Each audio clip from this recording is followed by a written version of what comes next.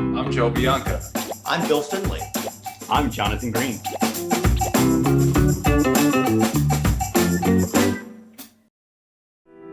The World's Yearling Sale. Make plans for the Keeneland September Yearling Sale, September 13th through the 24th. Visit theworldsyearlingsale.com to learn more. Good morning. It is 9/12, Wednesday, July 21st. This is the TDN Writers Room, presented by Keeneland. My name is Joe Bianca. I'm the associate editor of the Thoroughbred Daily News. Congratulations to the most likable superstar in NBA history, Giannis Antetokounmpo, with his championship performance last night, 50 points, and the Bucks for their first title in 50 years. Maybe there is hope after all for us forlorn Jets fans. So speaking of sporting events, I have the weird background here because I'm in Buffalo, where I've come to see the Red Sox play the Toronto Blue Jays in Buffalo. So this is how it all started. United, just because they're evil, they canceled my flight. I had to drive from Newark to JFK to get on JetBlue. That plane was 4 hours late. And then the game was rained out. John, how was your day? Oh, a little bit better than that. John Green, general manager at DJ Stable, and I am in beautiful Saratoga Springs up here awaiting the Rick Violette race, which will be going off this afternoon. By the time this airs, you'll know that hopefully we won that race. yeah, and then John can complain that I didn't make coinage a rising star with his 60 buyer. We'll see, John. It's okay, Joe. I hold no ill will towards you on whether or not you're just going to look embarrassed when this horse is in the Breeders' Cup. Sure. I'll say it was another firm's rising star. I won't have to say it's a And TDN. hopefully you can have another saddlecloth to stunt with behind you when we put it when we get back in the studio. That's really what this game is all about, is just, amassing saddlecloths and trophies. It's definitely not for the money. The TDN Writers Room is brought to you by Keeneland. Take part in the Keeneland November experience this fall. Entry deadline is Monday, August 2nd. Enter now at november.keeneland.com. All right, so we had a monster weekend of racing. It was great to see Saratoga back. We're going to get to all the Saratoga performances. There were a ton of big ones, and that I think will have kind of affects the rest of the year in some of these divisions. But of course, we have to start with the Haskell. The Haskell on Saturday. I thought it was a pretty good field. It was unfortunately almost, I guess, it was marred. It would have been marred worse if Midnight Bourbon went down. But if we can show the replay, there was an incident in mid-stretch where Hot Rod Charlie drifted in as he was battling with Mandaloon and Midnight Bourbon between horses.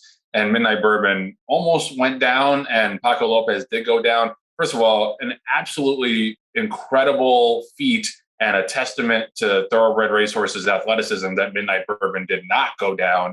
I mean, it seems, if you watch the replay in slow motion, it seems physically impossible that he didn't fall or break a leg or anything.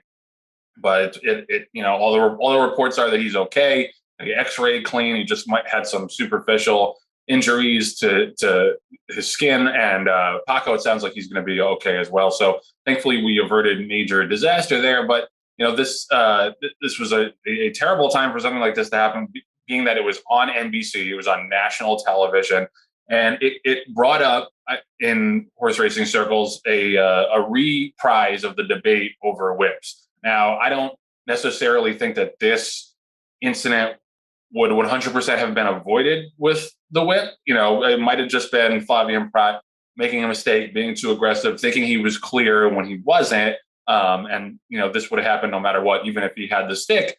But I don't think it could have hurt to have the stick to flash at Hot Rod Charlie left-handed to try to get him to not drift in. And, just because you can't prove one way or another whether the whip would have prevented this individual incident, I think, I go back to my original point that the people on the backs of the horses themselves say that having no whips makes racing less safe. And I think it's an unnecessary chance that we're taking just because of optics. And I don't think that there's necessarily any data that says that the whips as they are currently constituted are excessive or cruel or anything. I think it's a lot of people just want to get rid of it because it doesn't look good. And I don't know, if it at all creates a less safe environment where jockeys have less control of the horses. I don't know that that's worth it because, as bad as you might want to say the whips look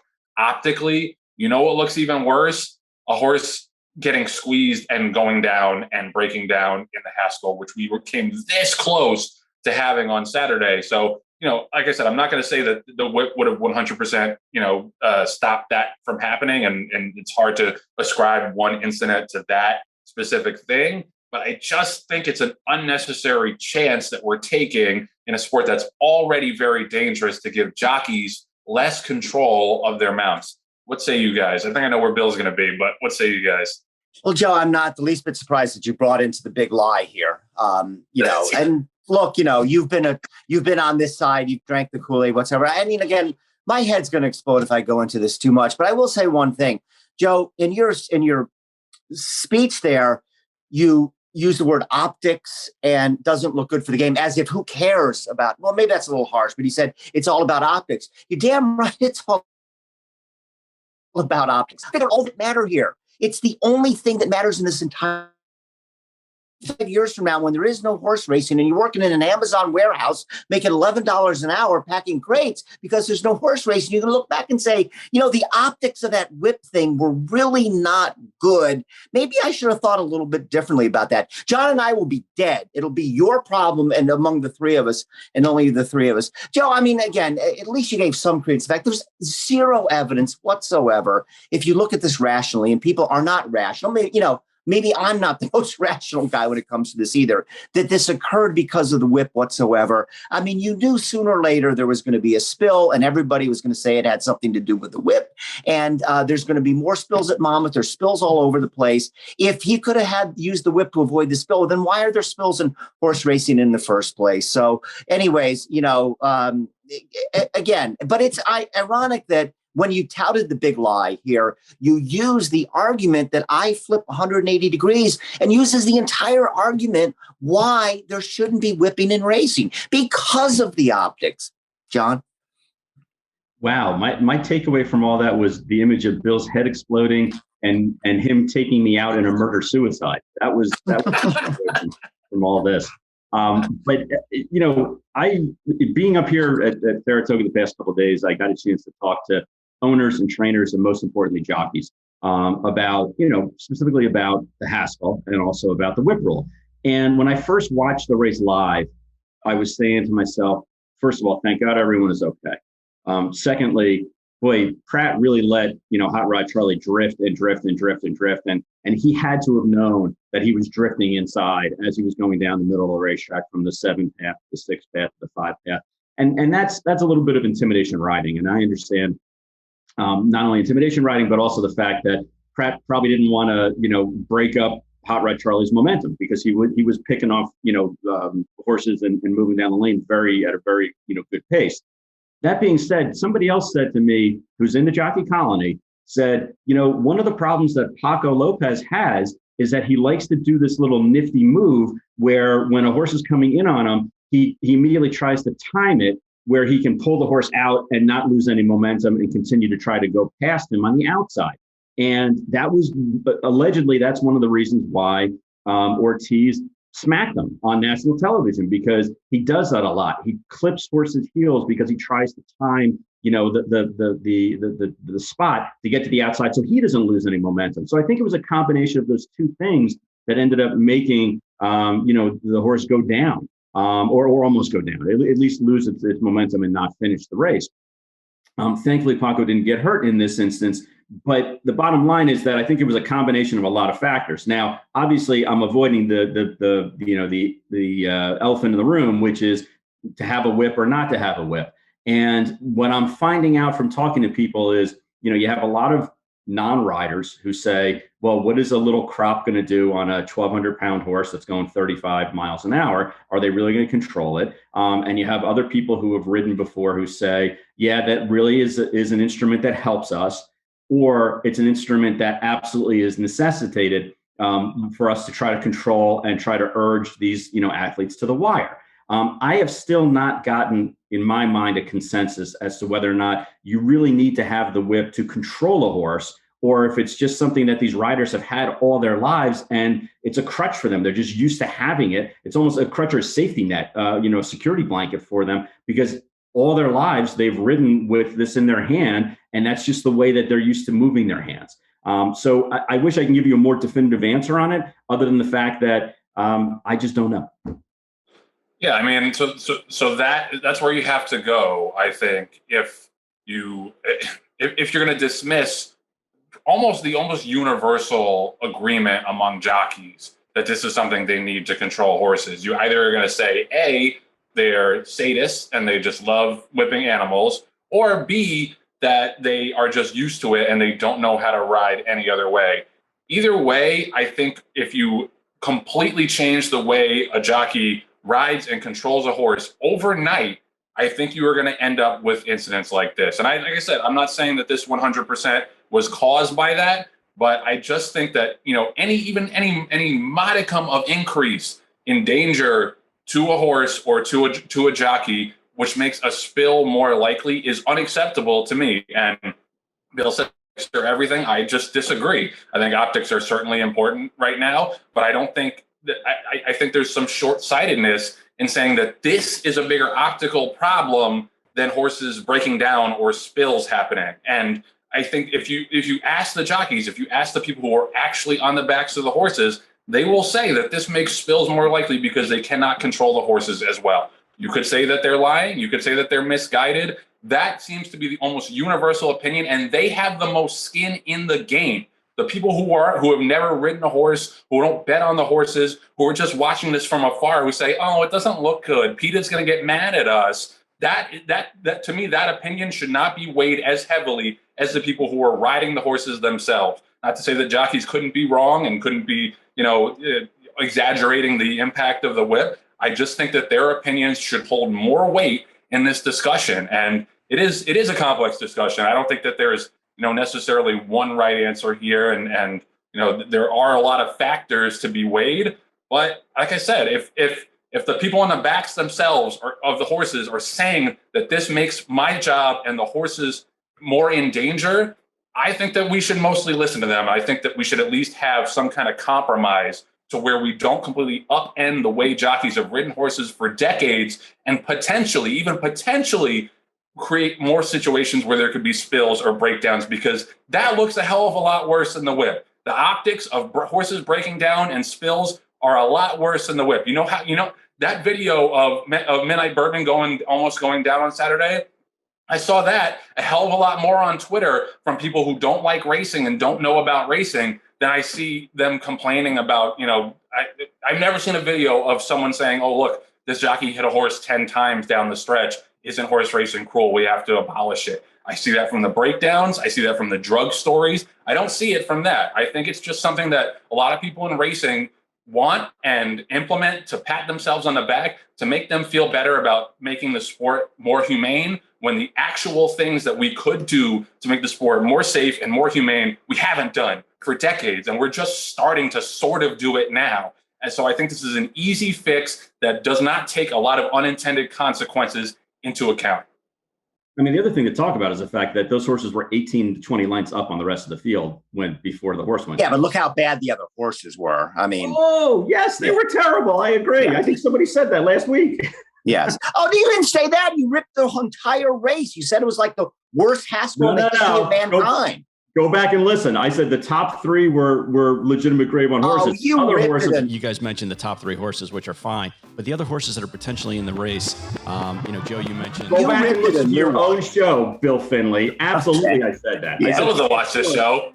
The whip conversation aside, it was an interesting race because it brought together three of the real heavy hitters from the Triple Crown season, three horses that were actually the runner-up in each of their respective Triple Crown races, although Mandaloun we expect to be elevated to the Kentucky Derby win. But so that brings up an interesting conversation: that is Mandaloun, assuming he gets put up in the Derby, is he like the leading 3-year-old? Is he the favorite for champion 3-year-old, having been elevated by DQ to wins in the Derby and the Haskell?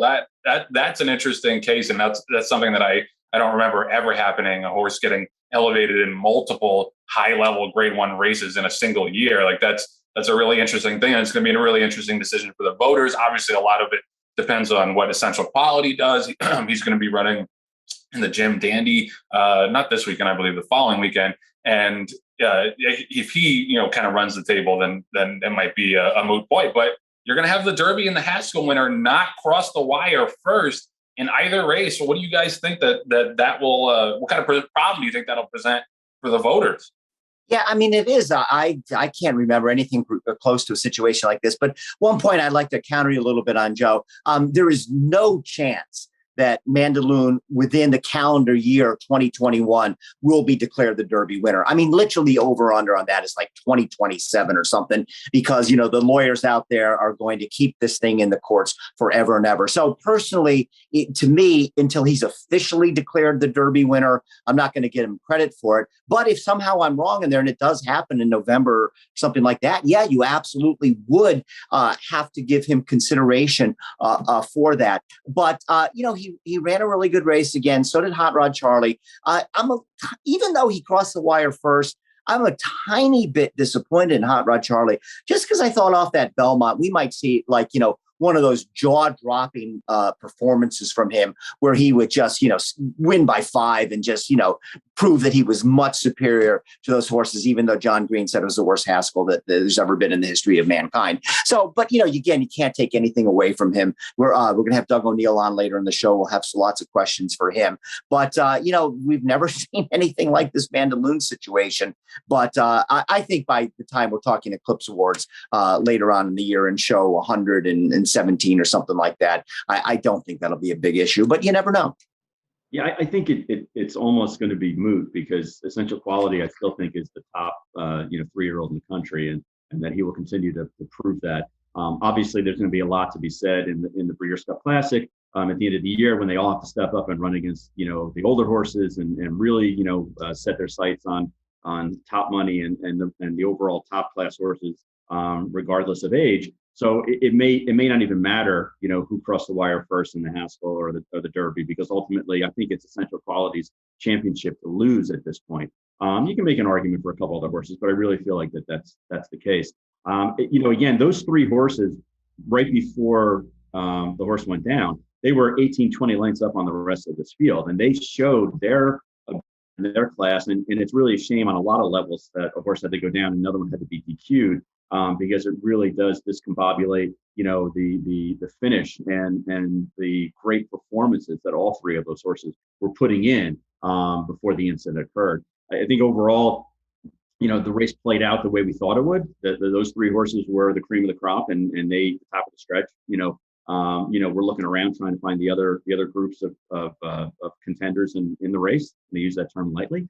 And it's just a shame that we didn't get to see all 3 of them finish uninhibited at the wire, because I don't know if Hot Rod Charlie would have won. I mean, it's all speculation right now as to who would have actually hit the wire first and second and third. But I'll tell you one thing, it would have been, and Bill loves hyperbole, it would have been like the Ali Sheba bet twice lost code Haskell, when all 3 of them were hitting the wire. Don't you think, Bill? Honestly, don't you think that if the incident had occurred, that they would have all been like within ahead of each other?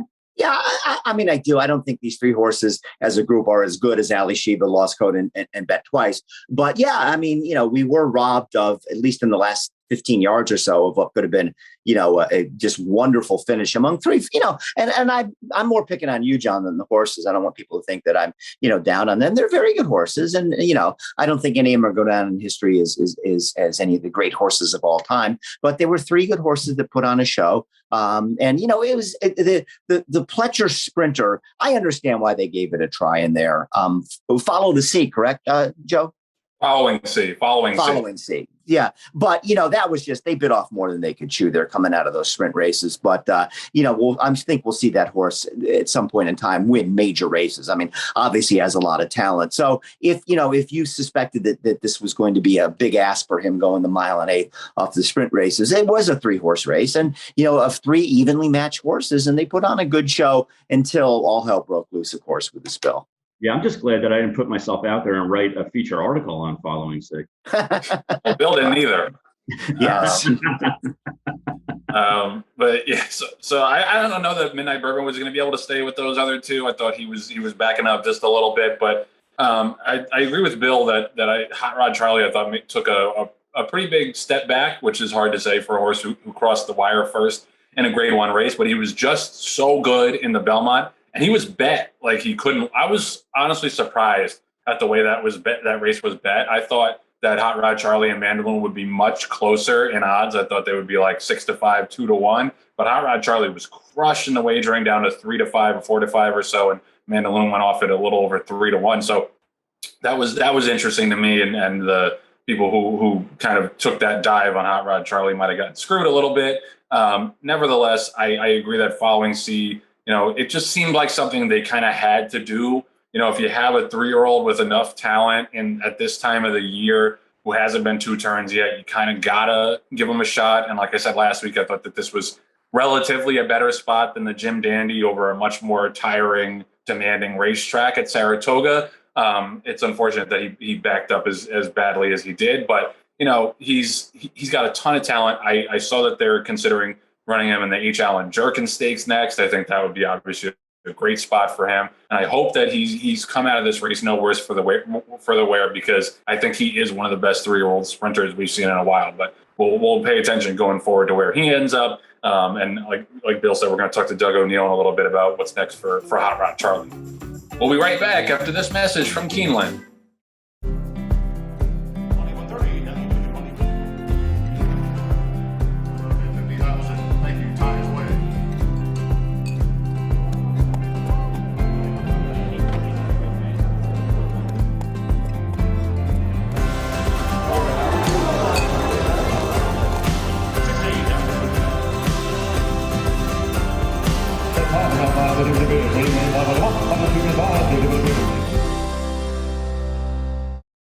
Owning multiple greatest stakes winning racehorses like Decorated Invader or potential future stars like First Captain is attainable with a racing partnership with West Point Thoroughbreds. Partnerships enable you to spread your ownership across several horses for less than it costs to own one horse alone. This increases your racetrack action and your chances for a big horse. Learn more about why West Point Thoroughbreds is the gold standard in racing partnerships at westpointtv.com.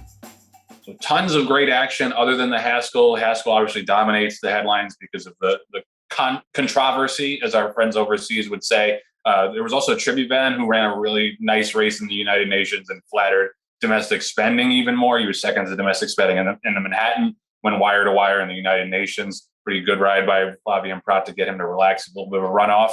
Dr. Post won the Monmouth Cup as well in a decent performance. But the bulk of the rest of the action last week was at Saratoga, and there were so many big performances. It really was like a vintage Saratoga opening week where you just had big horse after big horse, and not just in the greatest stakes. There were some allowance races, some maiden winners that really just impressed and kind of ran off the screen a little bit. And as far as the stakes action, we had the repeat of the 1-2 from the Justa game in the Diana with Charlie Appleby and Godolphin coming in with Althika and Summer Romance is honestly really kind of remarkable. The way that the race was so similarly ran. The only difference this time was Althika came on the outside of Summer Romance instead of coming up the rail last time in the Justa game. But we had Witt, who was completely dominant in the Sanford. I thought that was a really impressive performance. The horse that I was trying to beat at a short price. Rinaldi and the Forbidden Apple. Good to see Jimmy Bond get a graded stakes winner there. We had Express Train in the San Diego upsetting Royal Ship at Del Mar. But I thought that there were enough performances outside of the graded stakes that they're really worth mentioning. The main one, I think, was in the Saturday allowance, the battle between Bo Liam and Witzel down the stretch, 7 furlong allowance, just typical loaded first level Saratoga allowance. And Bo Liam had this huge rising star performance first time out. Hadn't really been bet that strongly in that race. So you kind of wanted to see him do it again. He was also breaking from the rail. And he and this Chad Brown, Peter Brandt private purchase named Witzel. I don't know if you've seen the race, but if not, go back and watch it. They really hooked up at the 8th pole, battled all the way down to the wire. Witzel might have hung a little bit, but Bo Liam really dug in at the inside. They both got a 106 wire. So you can immediately place the two of them among the top 3-year-old sprinters in the country just off of that one race. Bo Liam obviously has the other big race too. But I think both of them are pretty much locks to end up in the H. Allen Jerkins if their trainers just don't decide not to stretch them out. But that was a terrific performance by both of them. We also had a couple of big maiden winners. We had Ducale in the Saratoga finale on Saturday, who was really bet strongly, bet down to like 4-5 in a race that looked pretty strong. And he initially got a 103 buyer. They adjusted it down to 97, but you got to think we're going to hear more from him going forward. There was also a horse on Sunday named More Moonshine for Bill Mott, younger full sister to Moonshine Memories, who, if you remember, was a multiple Grade 1 winner. She dominated and was super impressive, just skipping over the mud, pulled up basically at the 16th pole by Junior Alvarado. Crazy impressive horse. And, it was a little bit of a late start for her. She made her 3-year-old debut at the end of July, but man, does she look like she got some talent. The other one I would bring up is Golden Pal on opening day in the quick call. And you kind of wondered where he was at because he had been off for so long. Like there was really no way that the plan was to take off from the Breeders' Cup Juvenile Turf Sprint all the way to opening day at Saratoga.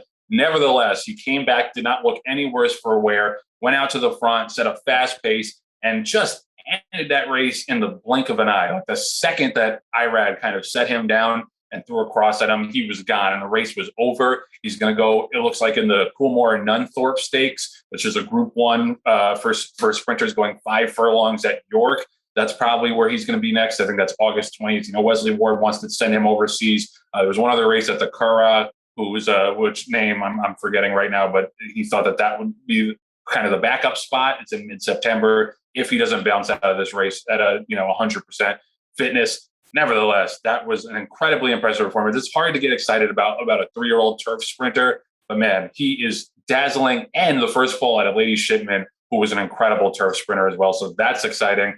Just any thoughts from you guys about any of those races or anything else that stood out to you from the weekend?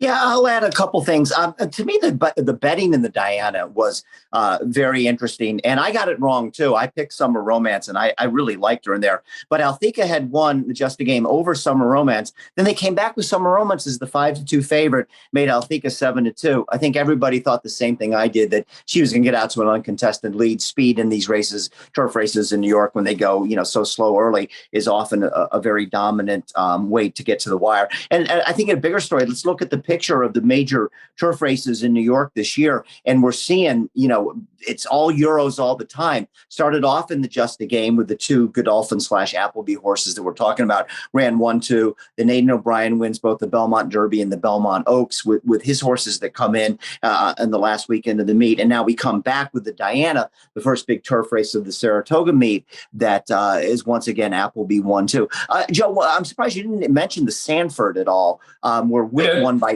Oh, you did? I'm sorry. Okay. Yeah. Anyway, so the Sanford were Witt won by 8. And, my take on that is that, this horse, high profile connections, wins by open lengths in the Sanford. But, you have to look back at this and, the history of racing over the last many years is the horses that peak early in Saratoga, the 2-year-olds, are not the ones that win the Triple Crown races. Matter of fact, the last time a horse came out of the Sanford to win a Triple Crown race was 2004 with the Fleet Alex. Before that, you have to go all the way back to 1977 with the Firm. So obviously, Witt is a very good horse, but, will we be talking about him leading up to the Kentucky Derby next year? Maybe, but again, probably not. Yeah, and Bill, the only thing I'm disappointed about is that there was a Harvey's Little Goyle sighting. That's right. You didn't even mention a good solid fourth. I mean, she was definitely within I think a length and a half of the winner in a very, very impressive Diana stake. You guys hit a lot of the highlights. I mean, the Sanford with Witt, one of the takeaways from that is not only that he won so impressively, but his sire, Practical Joke, who's a freshman sire, was all the rage at the yearling sales a couple of years ago and at 2-year-old sales this year. And it's interesting to see how some of his top prospects are now starting to develop and unfold and hit the racetrack. To me, that was a very impressive win. Golden Pal, you mentioned, was just, breathtaking as far as that victory, and so royally bred. And Uncle Mo out of Lady Shipman. I mean, it doesn't get much better than that. I'm going to go a little bit differently, though, and talk about a race that was north of the border that actually we ran in called the Connaught Cup, that Avies Flatter won, impressively. And we don't talk so much about races that are out of our immediate circle, but here's a horse in Avies Flatter who was the Sovereign Award winner as a 2-year-old, and he's undefeated this year. And it was a grade 2, and it was what I would call a legitimate grade 2. I mean, our horse Prudent Strategies was like 25-1 in that race. He did finish third, but there were 7 horses in that race, and I think the least amount of earnings that any of the horses that won was ours at $250,000, and we were grade 2 placed and a grade 3 winner going into this race. So that was an interesting race, the Connaught Cup as well for A.B. Splatter. I know we don't talk much about other races like that, and the fact it was a 7-furlong turf race, but that was also a pretty good field when all said and done. Well, and also I gotta mention, and congrats on the stakes placing as well, John. But I gotta mention Snowfall in the Irish Oaks. We don't necessarily touch on European racing that much on this podcast, although I think we're doing it a little bit more. But that's a horse that jumps out, whether or not you're clued into European racing. Snowfall, daughter of Deep Impact. She won the Epsom Oaks by 16 lengths. And then came back and won the Irish Oaks on Saturday by 8.5 lengths. You just don't see horses in those kind of races winning by those margins unless they're really superstars like Frankel. This is a horse that I think everybody in the world should be paying attention to because she's just jaw-dropping and incredible. And it's got to be the favorite, or one of the favorites at least, for the Arc right now. Aidan O'Brien has another really nice filly in his barn named Love, who we'll see what she does the rest of the season. But Snowfall was just like it's hard to follow up what she did in the Epsom Oaks and kind of drop your jaw again. But she did that in the Irish Oaks, and she's just super, super impressive and exciting, and I can't wait to watch her next. And hopefully she stays together and stays sound the rest of the year, because I think she could really do something special in the Arc, and then maybe the Breeders' Cup if they decide to send her. We'll see. Joining a West Point Thoroughbreds partnership can vault you into the world of instant camaraderie among people surrounding high-class horses and stakes action for a fraction of the cost of trying to do it on your own. Learn more at westpointtv.com. We'll be right back after this message from West Point Thoroughbreds. All the thrills. Fraction of the bills. Experience the power of the partnership. Change your life, make new friends, and compete at the highest level of thoroughbred racing. West Point Thoroughbreds, the gold standard in racing partnerships. Visit westpointtb.com. This week's TDN Story of the Week is brought to you by the Minnesota Racehorse Engagement Project. Find out how you can get involved in racehorse ownership at Canterbury Park this summer with several options and investments ranging from $250 to $10,000. Visit racehorseminnesota.com to learn more. I'll give you guys 3 guesses on what this week's Story of the Week is about. Bob Baffert's injunction.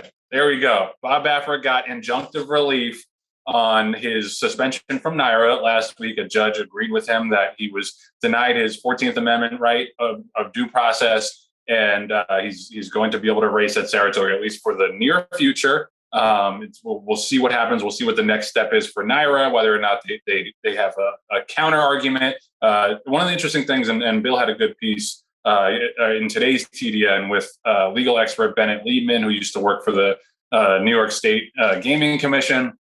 He said that, really all NYRA has to do now is give him a hearing. If they give him a hearing and then they still decide to suspend him, they can do it, which begs the question, why didn't they just do that in the first place? Why didn't they just cover their bases and give him a hearing and go through, all the steps necessary to ban someone? I think it's because they wanted a good, PR hit from that day, saying that Medina Spirit that Baffert can no longer run at NYRA tracks the day after Medina Spirit did not win the Preakness Stakes. Nevertheless, this is their chance, I guess, if they really have that kind of conviction that they don't want Bob Baffert racing on their grounds, that they can go back and give him a hearing. But Bill has reported on this, so I'm curious what he thinks the next steps are.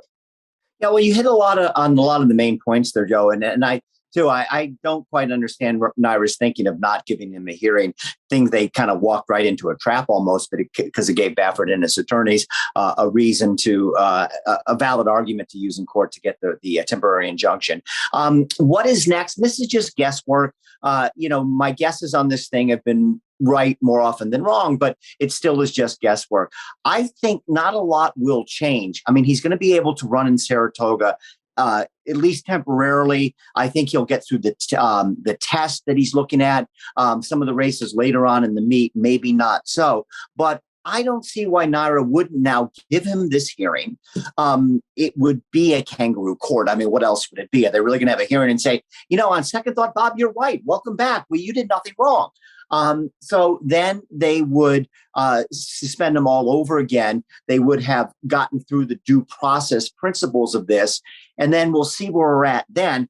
Obviously Baffert would go back to court and try to get that to overturn. But that would be my prediction that Naira will, and they use this date of August 11th, which is a board of directors meeting, and something will apparently come out of that. So they would make some decision on August 11th, then give him a hearing. Then when the hearing's over, presumably suspend him. So, of the whole story, and again, it's very hard for a horse racing writer to understand all these legal issues. But yeah, one thing I was surprised at, firstly, everybody you talk to, including Ben Liebman, who knows this stuff backwards and forwards more than anyone else, said this was a huge victory for Baffert. I genuinely don't understand that, because if the court said at the end of the day that Naira can ban him, which they did, he's going to get banned. So then why is that a big victory for Baffert? Again, I guess that's above my pay grade.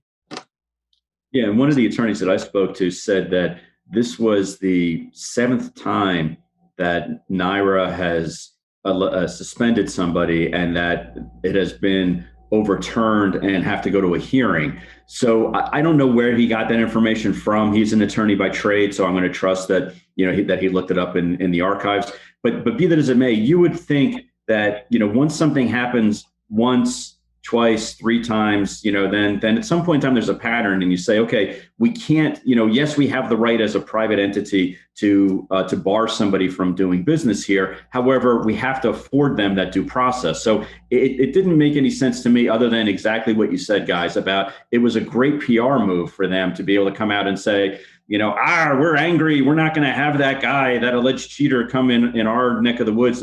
But they jumped the gun. They have to have the hearing, obviously. Yeah, it's a win. I don't know if it's a huge win for the Baffert team, but at this point in time, they got to take any victory they can get, because they're just getting bludgeoned by the Court of Appeal and the Court of Public Opinion, quite frankly. But I never ever thought, just to put a kind of a bow on this, Joe, I never thought I would ever hear you say injunctive relief. Those are two. I am very impressed. Injunctive relief sounds like what you need after you eat a bunch of bad tacos.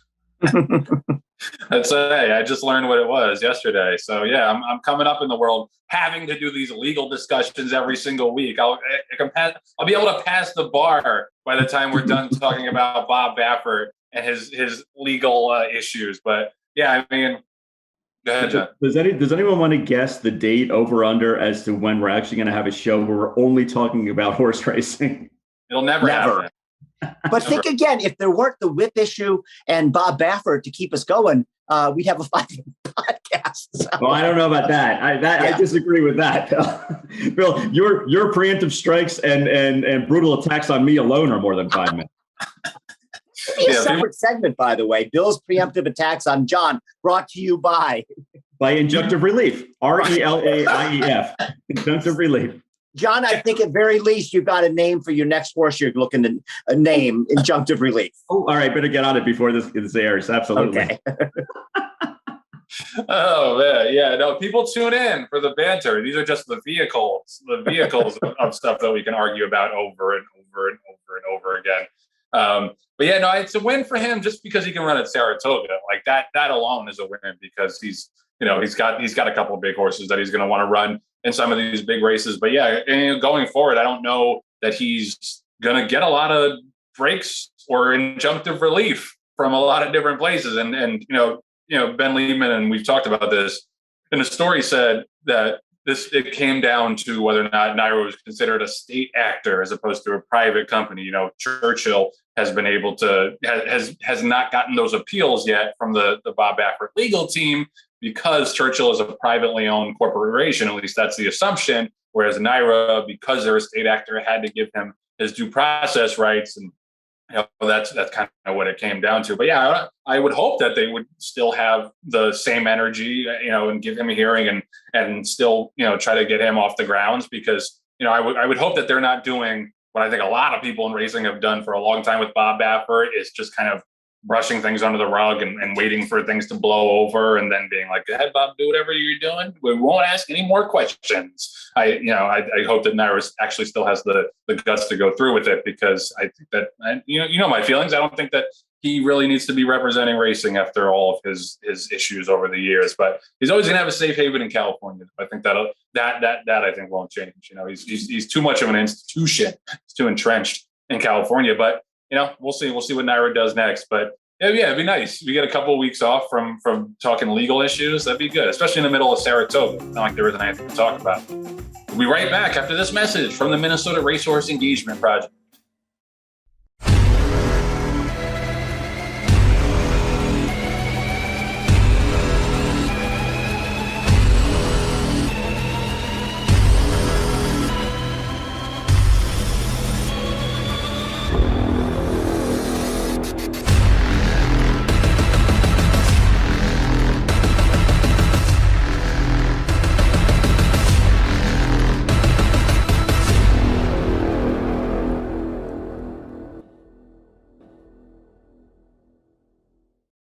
The Green Group Guest of the Week is sponsored by The Green Group, an accounting, tax, consulting, and advisory firm specializing in the thoroughbred industry. With over 500 clients in the horse business, they have proven strategies to save you taxes. Learn more about how they can help you at www.greenco.com. So we're thrilled this week to have us on as our Green Group Guest of the Week, Doug O'Neill, the trainer of the top 3-year-old Hot Rod Charlie. Thanks so much for coming on, Doug.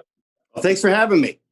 So we're glad to have you. We're glad you came on despite the DQ on Saturday. Just wanted to ask about that off the top, and we'll get into some happier discussions. First of all, did you agree with the disqualification? And then second part of my question, there's been a lot of discussion about the whips and having no whips at Monmouth. Do you think that not having the whip at all affected his path in the stretch? Wow, you are starting off tough. You're coming out firing, man. I said we'll get this out of the way early. Yeah. Obviously, I'm so biased here, but, I thought Hot Rod, the disqualification was a little questionable, but that's part of the sport, right? It's part of all sports. So, sometimes you feel like you're safe at home plate and sometimes you're not. But so just a very unfortunate thing, but we're extremely fortunate that both Paco and Midnight Bourbon are okay. And Hot Rod Charlie's okay. He's back here in California, looks in good shape. So, as far as the riding crop goes, that always, it's interesting to me how a lot of people make rules that aren't actually, can't really relate to what goes on. So that would be I wouldn't want to get too into details because I've never been a jockey. So, but I know a lot of top riders, and in the way the riding crop has evolved, I mean, it's so ridiculously subtle, and it's really just a reminder. And every now and then these horses are big animals, and the connection between horse and human is strong. But sometimes you need to encourage them to do something that you want them to do. And a lot of times that's to separate themselves from whoever they're running alongside. So, I do wish they would reconsider that, but I'll leave it at that. Hey, Doug, thanks for joining us. So is the Haskell glass half full or glass half empty? The glass half full is that your horse ran his eyeballs out, crossed the wire first in a grade 1 race, finished ahead of a very good horse, and proved once again that he is, if not the best 3-year-old colt in the country, at least one of them? Or is it half empty? Because at the end of the day, all you and anybody else, the owners, the jockey, the whole team can really focus on is, oh boy, we got disqualified in $1 million race. And it's hard to come away from that with anything but sort of, unpleasant feelings. Yeah, that's a great question. But, I look at it as it's a glass half full. And I feel like somebody just gave me $60,000 worth of Bitcoins that I don't know what to do with. So, I feel like my Bitcoin account is going up. I have no idea how to access it. But, I just look at it as it was a great experience. And I'll tell you other than the riding crop weirdness a little bit, the management at Monmouth is beyond awesome.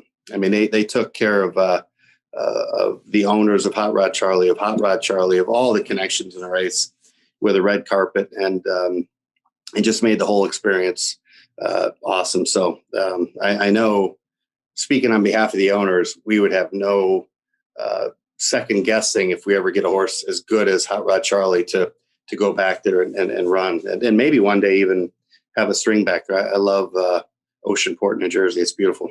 Interesting. Yeah, I mean, we all love Monmouth, and unfortunately with the whip thing, like that was out of Monmouth's hands as well. They were kind of forced to implement that. But you said that Hot Rod Charlie came out of the race well. He's back in California. Is it full steam ahead to the Travers? Have you thought about a plan for the rest of the year?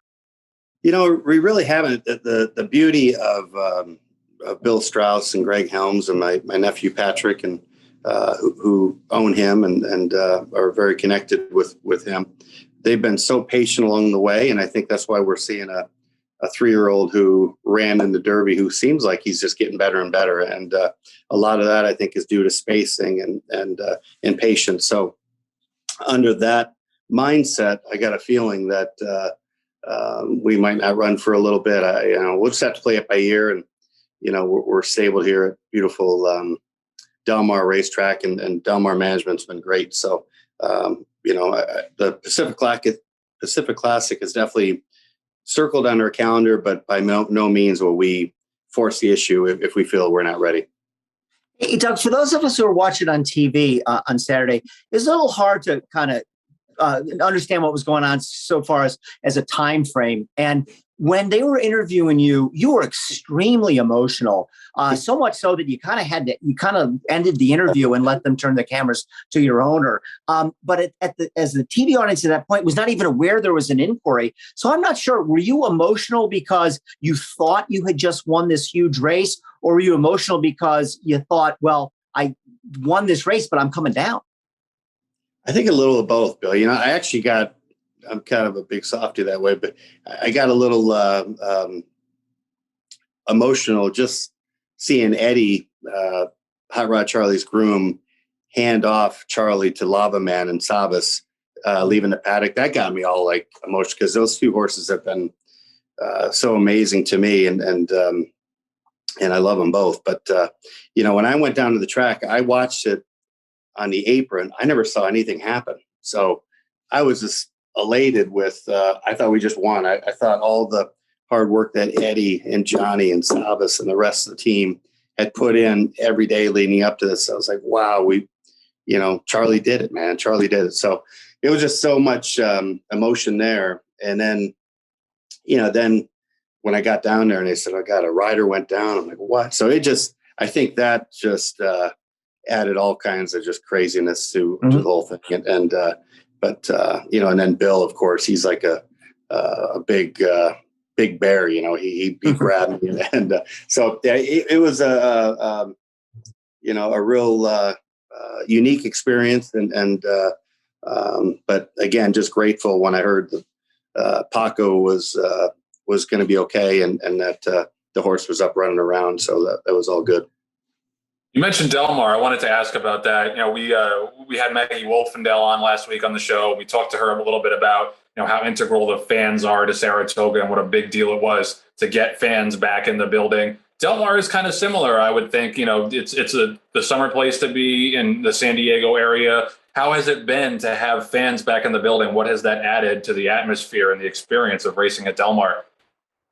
You're right. Now, unfortunately, I haven't been to the races yet because I was at Monmouth. But talking to our team there and a lot of friends and family who have gone, it's been awesome, because you're so right. Whether it be Monmouth or Saratoga or Del Mar, it is a lot of friends and family and fans of the sport who maybe aren't as avid as some of us, who choose those kind of locations to check out racing for a weekend. And so having the grandstand back open, and it sounds like they had a great few days down there, great experience. And again, Del Mar management's as good as anybody, and they laid out a great card for there. And so, yeah, that is special, having people back, except when they chirp bad things at you when you lose races. But that's part of sports, man. That's part of sports. Yes, sir.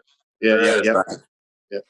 Hey, Doug, I want to get back to the coolest and most famous stable pony in racing today. And, you know, I'm sure it must be such a neat experience for you and your team to have Lava Man around. But tell us about not just him, but any horse. Can any retired racehorse be a good stable pony? And I'm sure the answer is probably not. What is it about Lava Man that you knew he would take to this new career?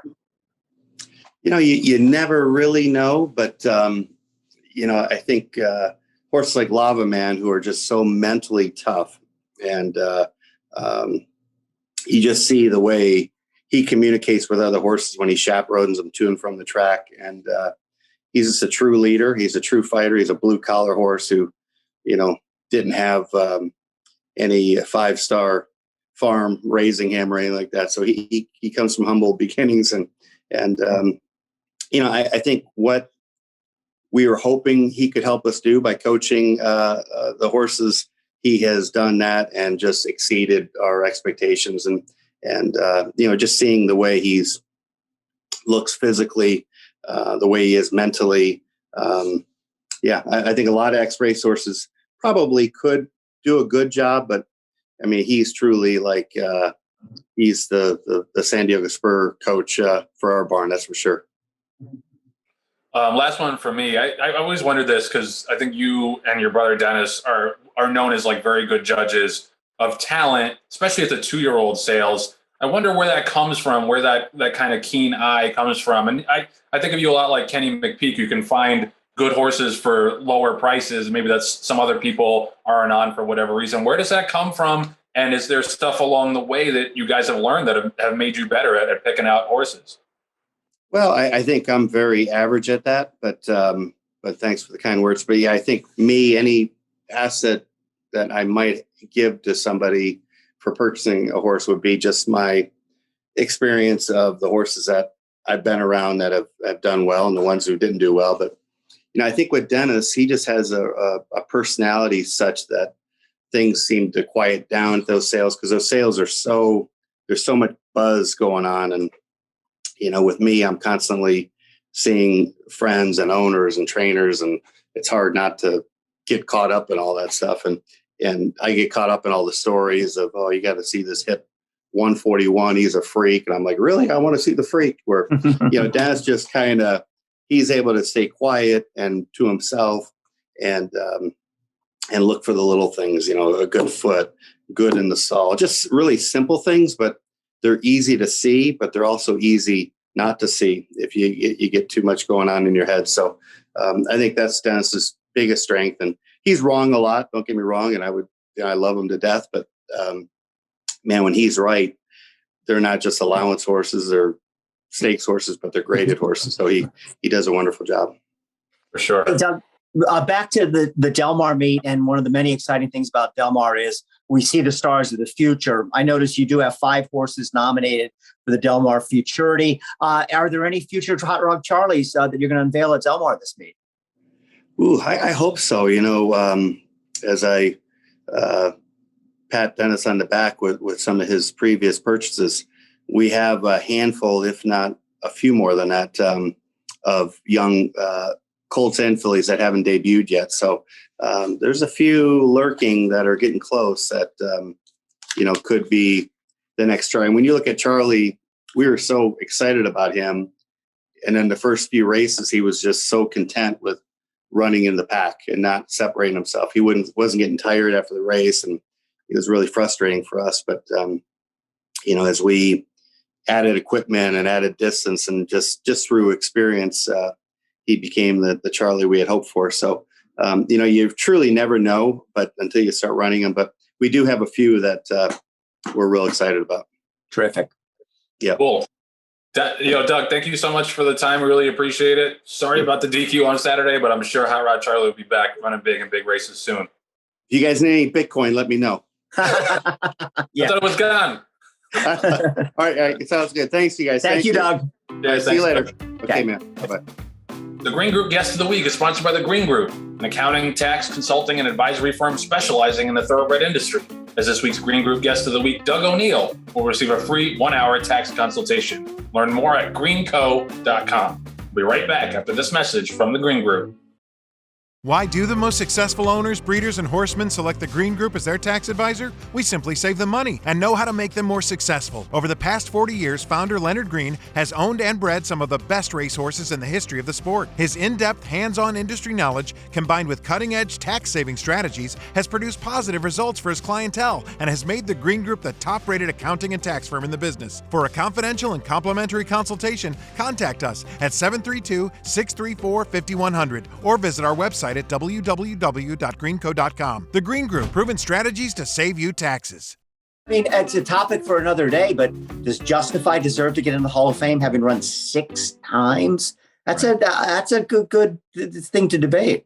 Yeah. Interesting. Yeah, I hadn't really thought about that. Yeah. Well, and also with the Baffert stuff, like kind of swirling now. Yeah. I wonder how they're going to treat that. But my guess is just being a Triple Crown winner, he'll get in. We'll get in, yeah. He's already there. All right. But I was looking, and alphabetically, I was like, that's where Gamine would go. That's where.